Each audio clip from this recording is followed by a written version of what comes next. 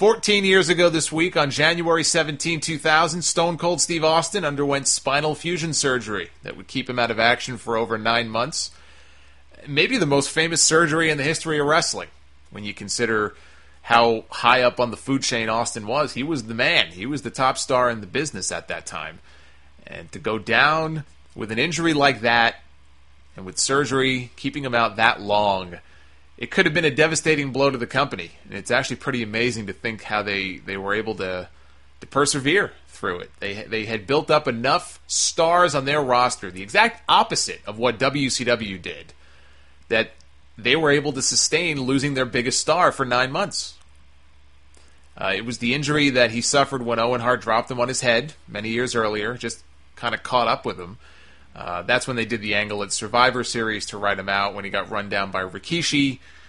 But like I said, probably the most significant surgery in the history of the company, certainly.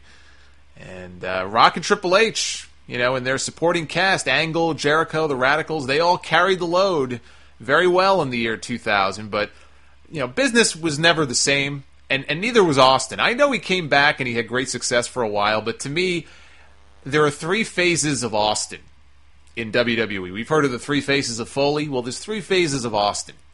The pre-pile driver phase, where he was a more technical wrestler, he was a good bump taker. Go back and watch Austin back then. He moved around in there pretty good. Then there's the post-pile driver phase, where he couldn't do a lot of those things anymore. He didn't move around quite as well. He had the knee braces showed up and all that, so he had to adapt his style. He became more of a brawler. And then there's the post-surgery phase, where his style didn't change much. He was still a brawler, but he never quite reached that same level of popularity that he had before. A lot of that casual audience was starting to erode, I think partially because Austin went away. When Austin went away for 9 months, a lot of those fans lost interest, and it was a slow decline from there. And of course, they did the heel turn, which was a mistake in hindsight, and that chased away a ton of other fans. I mean, the numbers don't lie.